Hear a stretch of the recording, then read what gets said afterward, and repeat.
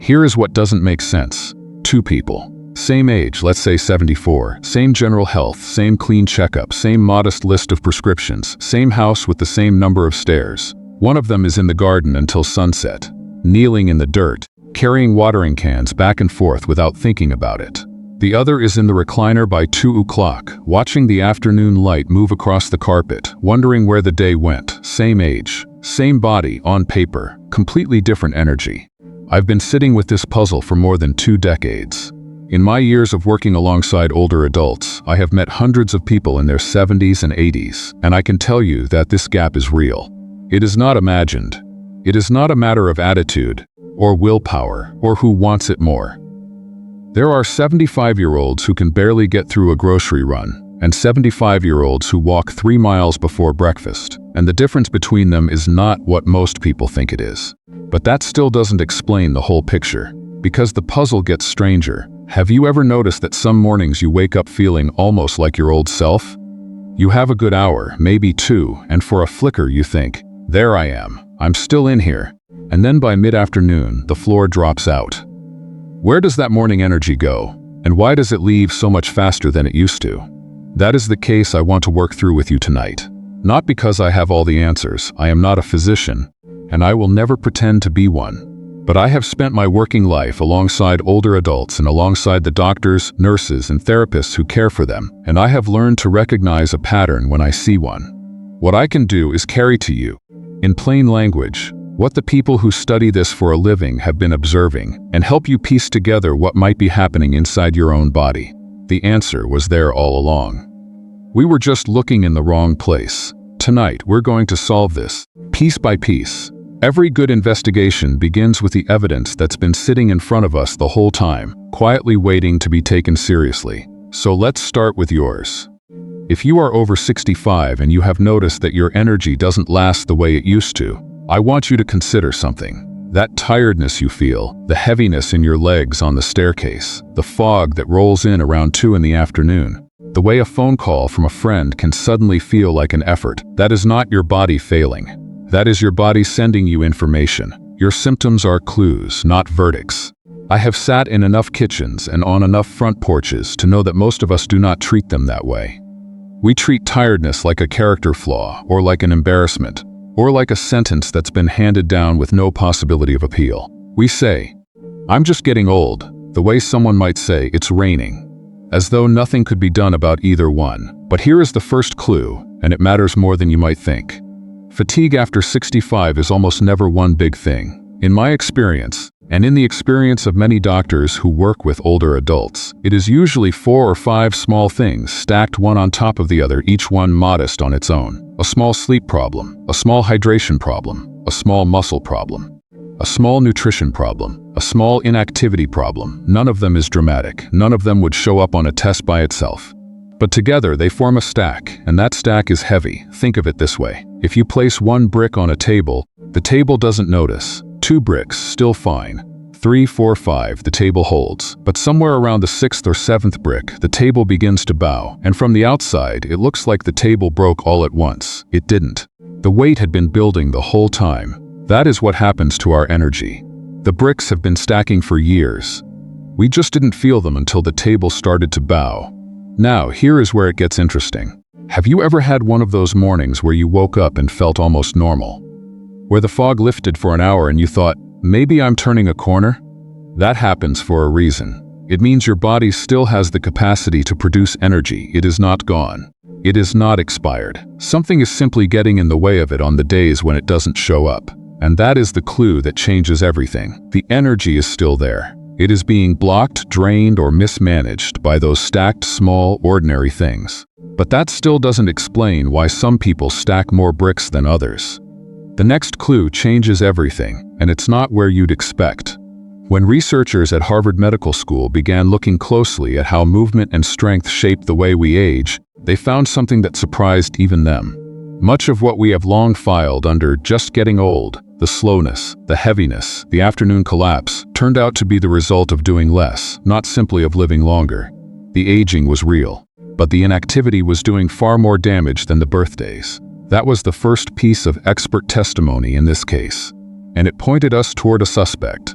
When doctors at the Mayo Clinic speak with patients about persistent fatigue in later life, they often make a point that I find quietly revolutionary.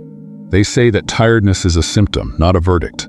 Symptoms deserve to be investigated, not accepted. They ask questions, they look for causes, they treat the fatigue as a messenger, not as a sentence. The National Institute on Aging has emphasized for years that persistent, unexplained exhaustion in older adults should be looked into rather than shrugged off. Not because it usually indicates something frightening, but because it so often indicates something ordinary and treatable. Dehydration, poor sleep quality, undernutrition, loss of muscle. These are not dramatic diagnoses. They are bricks on the table, and here is where the investigation deepens. Specialists at Johns Hopkins who study frailty describe it not as a cliff you fall off, but as a slope. A slope. And as any of us who have ever walked a hillside know, a slope can be walked in either direction. You can go down it, yes. But you can also turn around and walk back up. That word, slope, is the clue that reframes the entire case. Because if energy loss were a cliff, there would be nothing to do about it. You fall, and that's that. But a slope implies a gradient. It implies that you are somewhere on a continuum, not at a jondient. It implies that movement in either direction is possible. Clinicians at the Cleveland Clinic frequently remind their older patients of something I find quietly beautiful. The body's capacity to respond to good care does not expire at any particular birthday. It does not expire. That phrase is worth holding on to tonight because it runs directly against the story most of us have been telling ourselves. So here is what the experts have given us so far. The energy loss is real, but it is not simply age. It is a stack of small, ordinary factors. It is a slope, not a cliff. And the body can still respond. The answer was there all along. We were just looking in the wrong place. We were looking at the calendar, when we should have been looking at the daily habits that were quietly stacking bricks on the table. But to understand how those bricks stack, and how they can be unstacked, we need to look at a specific case. In just a moment, I'm going to introduce you to a man from Ohio whose story will take this investigation out of the realm of theory and into the realm of a real kitchen, with a real clock ticking on the wall. His name is Harold, and when I first met him, he was 72 years old, a retired postal supervisor from Cincinnati, Ohio. Harold had spent 34 years managing mail distribution centers. He wasn't a man who walked routes. He was a man who walked floors, checking sorting machines, signing off on manifests, standing for 8 and 9 hours at a stretch. He was on his feet his entire working life, and he was proud of it. He used to say he'd never sat down for a living, and he wasn't about to start. By the time we sat together at his dining room table on a Tuesday in October, Harold had been sitting down for a living for about 2 years. The dining room smelled of wood polish, and the faintly sweet residue of a candle his late wife had loved, vanilla and clove, that he still lit on evenings when the house felt too quiet. A mantel clock above the fireplace marked the pauses in our conversation with a steady, patient tick. Harold told me his story in the careful, organized way of a man who had spent his career managing logistics. He laid it out like a route map. He had retired at 70. For the first 6 months, he felt fine. He puttered. He fixed things around the house. He walked to the hardware store, about half a mile each way, 3 or 4 times a week. Then, somewhere around the 1-year mark, he had a minor knee surgery. Nothing dramatic, a routine cleanup of some wear and tear. He was on his back for about 10 days, and then in a brace for another 3 weeks. During those weeks, he stopped walking to the hardware store. It was temporary, he told himself. He'd go back. But when the brace came off, the walk felt harder than he remembered. So he drove instead. And then gradually, he stopped going altogether, because the hardware store trips had been the only reason to walk that far. And without them, there was just the driveway and the mailbox. Then the afternoon crash began. It arrived like a wave around 1:30 or 2, a gray heaviness that settled over him like a blanket made of something heavier than cloth. He would sit in his recliner, the one beside the window, that looked out on his side yard, and intend to rest for 15 minutes. He would surface 90 minutes later, groggy and worse than before. By evening, he was in bed. By 3 in the morning, he was awake and staring at the ceiling, listening to the mantel clock tick in the empty living room. Harold had a theory. He was 72. His father had slowed down at about the same age. This was simply what happened. Have you ever constructed a theory like that? A comfortable theory, one that asks nothing of you? I have. It's a very human thing to do. But here is where the investigation picked up. Harold mentioned his tiredness to his doctor at a routine visit. Not because he was worried, but because his daughter had insisted. His doctor, a woman with the kind of calm attention that makes you feel like the only patient she has ever had, asked him to stand up from his chair without using his arms. He couldn't do it, not once. She ran blood work. Everything was essentially normal. She asked about his sleep and discovered he was waking 4 or 5 times a night. She asked what he ate in a day, and found that a man who had once stood for 8 hours was living on toast, coffee, a sandwich at noon, and whatever was easiest from a can at dinner. She asked about water, and he laughed and said he drank coffee all day. She asked about movement, and he said he rested because he was tired. Nothing dramatic was found. That was the point. There was no single villain, no disease, no crisis, no dramatic diagnosis. There was only a stack of small, ordinary, fixable things. A man who had stopped moving because he was tired, and who was tired because he had stopped moving.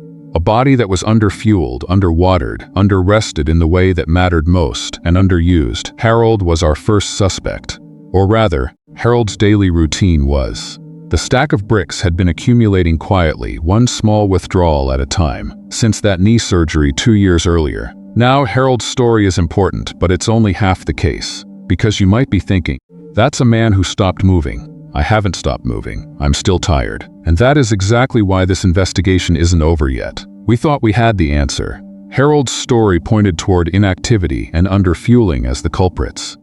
But we were looking in the wrong place. Or rather, we were looking at only one room in a much larger house. The next clue changes everything, and it's not where you'd expect. If you're starting to see yourself in this investigation, if you're recognizing a brick or two on your own table, type the word clue in the comments.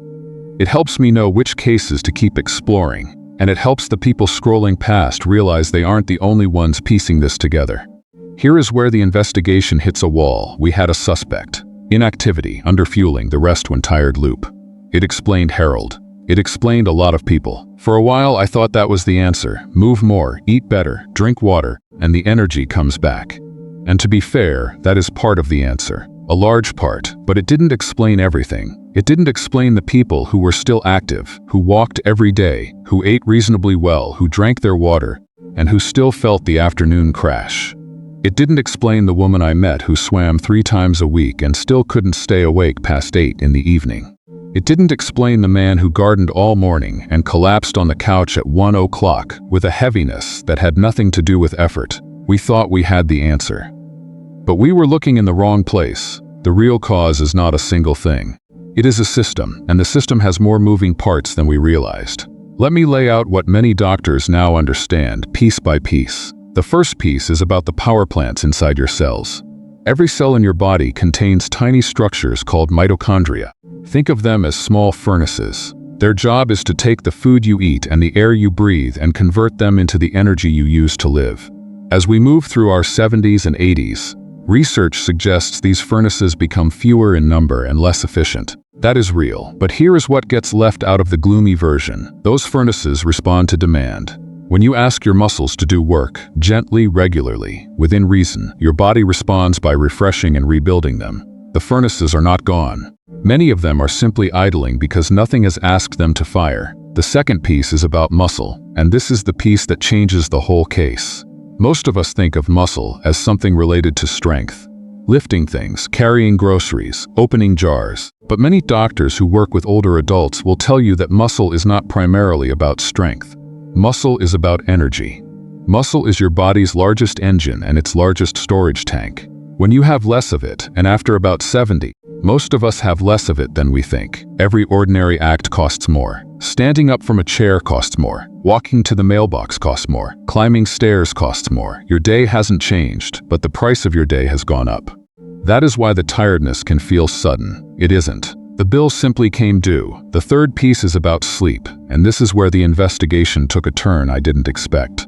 Many of us assume that if we are in bed for 7 or 8 hours, sleep has been handled. But researchers who study aging and sleep have observed something important. As we get older, the deepest stage of sleep, the stage that repairs tissue, clears the mind, and restores the body, tends to shrink. We also wake more easily, more often, and for longer stretches. A person can spend 9 hours in bed and receive perhaps 4 hours of genuinely restorative rest. So you wake up tired, and you conclude your body has failed you. It hasn't. It has been working all night without ever being allowed to reach the bottom of the well. The fourth piece is about silence. As we age, our bodies grow quieter about their needs. Thirst becomes a faint signal. Many doctors observe that older adults simply don't feel thirsty at the point where their bodies genuinely need fluid, and mild, ongoing dehydration is one of the most common and most overlooked causes of afternoon fog and heaviness in the legs. Appetite becomes a faint signal too. Food becomes less interesting. Cooking for one feels pointless, and portions shrink without any decision being made. Protein is usually the first thing to disappear from the plate, and protein is precisely what maintains the muscle we just spoke about, and the fifth piece is the one that ties the whole case together. It is the trap. When we feel tired, what do? We rest. Every instinct we have says rest is the medicine for exhaustion. But here is what many clinicians see happening in later life. Rest that goes on too long does not restore energy, it lowers our capacity to produce it. 2 weeks in a recliner can cost meaningful muscle. Less muscle means daily tasks cost more energy. Higher costs mean more exhaustion. More exhaustion means more rest. And a loop closes around a person. From the inside, that loop feels exactly like aging. It isn't aging, it is a loop, and loops can be broken at any point along the circle. Do you see now why the first suspect, simple inactivity, was only part of the story? The real culprit is a system of interlocking factors: idling cellular furnaces, declining muscle, shallow sleep, silent dehydration and undernutrition, and a rest loop that tightens around all of it. Each one feeds the others, and each one is more changeable than we have been led to believe. The answer was there all along. We were just looking in the wrong place, at the calendar, at the birthdays, at the word old, when we should have been looking at the system. But a theory is only as good as its proof. And in a moment, I want to introduce you to a woman who was not part of the rest loop, who had not stopped moving, and who was still losing energy, until she discovered which piece of the system was breaking down inside her. Her name is Doris, and she was 76 when I met her, a retired librarian from Asheville, North Carolina, with 31 years of recommending books to children who wouldn't thank her for it until they were grown. Doris did not fit the first suspect's profile at all. She walked every morning. She ate breakfast, oatmeal with fruit, consistently every day for decades. She drank water. She was slender, upright, and had the erect posture of a woman who had spent her life shelving books on high reaches. On paper, she was doing everything right, but she told me, sitting on a bench outside the public library where she still volunteered on Wednesdays, with the smell of rhododendron coming up from the hillside below us, that she felt as though someone were slowly turning down a dimmer switch inside her. "I'm not tired the way you'd expect," she said. "I'm tired in a different way. It's not in my legs, it's behind my eyes. It's in my thinking. I'll be halfway through a sentence and forget where I was going. I'll read a page and realize I didn't hear a word of it. And by 4 in the afternoon, I feel like someone has unplugged something." Doris had lost her husband Frank 18 months earlier, and in the way that grief quietly reorganizes a life, her days had thinned without her noticing. She still walked, but the walks had gotten shorter. She still ate breakfast, but lunch had become optional: a piece of cheese, a handful of crackers, eaten standing at the counter. She still volunteered, but she had stopped driving the mountain road to the branch library on Fridays because the drive home in the dark made her anxious. And she hadn't told anyone that the clue in Doris's case was not in activity. It was in the silence. Her body had grown quieter about its needs, and because she was already doing the right things, she assumed nothing else could be wrong. She was eating breakfast, so she thought nutrition was handled. She was walking, so she thought movement was handled. But the middle of her day had quietly emptied out: no protein after breakfast, almost no water after her morning walk, and sleep that had grown shallow and fragmented since Frank's death, though she didn't connect the two. When Doris finally mentioned the dimmer switch feeling to her doctor at the urging of a friend from the library, not her own initiative, because she didn't think it was worth mentioning, her doctor did something wonderfully simple. She listened. She ran routine blood work, and she found that Doris's vitamin B12 was on the low side, which, as some of us absorb certain nutrients less efficiently from food as the years pass, can produce a bone-deep tiredness that no amount of rest will touch. She also found that Doris's protein intake across the full day, not just at breakfast, was well below what her body needed to maintain muscle. Nothing dramatic, no crisis.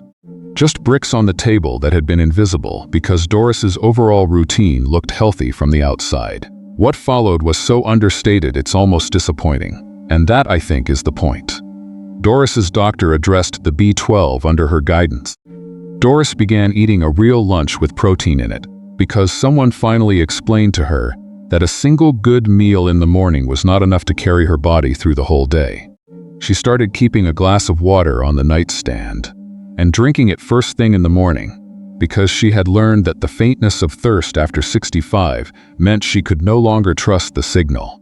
And she began going to bed at the same time every night, even on the evenings when she didn't feel tired, because a doctor at the sleep clinic she was referred to explained that irregular sleep hours were fragmenting her rest and stealing the deepest, most restorative stage. Within about 6 weeks, the dimmer switch began to turn back up. Not all the way, not overnight, but enough that she noticed and enough that the people around her noticed. Doris put it to me this way, on that bench outside the library, with the late afternoon light coming golden through the trees. I thought I was doing everything right. I was doing 3 things right. But I had stopped doing the other 3, and I didn't even know I'd stopped. 3 things right. 3 things quietly missing. The system had broken down not because everything collapsed, but because a few pieces had slipped out of place, and the body, patient as it is, had compensated until it couldn't anymore. That is the confirmation. The system is real. The pieces interlock. And when you find the ones that have slipped, the energy comes back. Not all of it, not always, but more than you expect, and more than you've been told to hope for. The answer was there all along. We were just looking in the wrong place. So what does the evidence say you can do tonight or tomorrow morning, without buying anything or asking anyone's permission? 5 small things. That is all. Each one addresses a different piece of the system. 1. Put a glass of water somewhere you walk past every day and drink it each time you pass. Because thirst grows quiet with age, and steady fluid is one of the fastest, gentlest ways to lift the afternoon fog that so many of us have mistaken for fate. 2. Add 1 real source of protein to your breakfast: eggs, yogurt, cottage cheese, whatever you genuinely enjoy. Because a body that is not fed protein in the morning will quietly borrow it from your own muscle. And that is the loan that cost you your energy without you ever signing for it. 3. Stand up from a sturdy chair without using your hands, 5 times, twice a day. Because that one movement trains the largest muscles you own, and those muscles decide what the rest of your day costs you. Every stair, every walk, every moment you spend on your feet. 4. When the tiredness comes, take 5 to 10 minutes of slow movement before you take the recliner. Because rest that stretches too long deepens fatigue instead of lifting it, and a short walk often does what an hour of sitting cannot. It asks the body's furnaces to fire again. 5. Put 1 human being on your calendar each week and treat it as an appointment. Because connection is not a luxury on top of health. Many find it is the engine that keeps every other habit running, and the one that disappears first when the energy begins to fade. And 1 gentle suggestion that sits alongside all 5.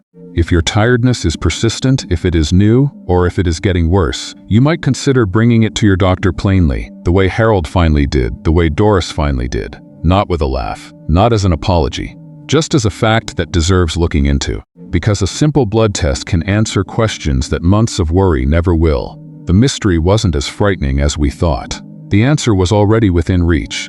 You are not running out. You are not expired. Your body has not reached some invisible deadline beyond which energy is no longer available. What you are experiencing is a system of small, interlocking, ordinary factors that have been quietly stacking and quietly draining, and a system can be tended. That is what the evidence says. That is what the experts have observed. And that is what I have seen again and again in the kitchens and on the porches and at the dining room tables of the people who have let me into their lives. The answer was there all along. We were just looking in the wrong place, at the calendar, at the birthdays, at the word old, when we should have been looking at the water glass, the breakfast plate, the chair we stand up from, the walk we take when the fog rolls in, and the friend we put on the calendar on a Thursday. It is never too late to solve this case. Not at 65, not at 76 on a bench outside a library in Asheville, not after a knee surgery, not after a loss, not after a year of thinking the dimmer switch was permanent. The body you have tonight is still listening. It is still capable of responding to kindness and to care, and it will keep being capable of that for as long as you are here. If tonight's investigation gave you something, if it helped you see a brick or 2 on your own table, I'd be grateful if you'd tap the like button. It genuinely helps these words find the people who need them. Consider subscribing and ringing the bell so we can sit together again next time. And before you go, Leave me one word in the comments. Just the word clue. Let me know you were here, and let the next person scrolling past know they aren't the only one piecing this together. Until we meet again, may your night be peaceful, may your rest be deep, and may tomorrow morning bring you a little more energy than you expect.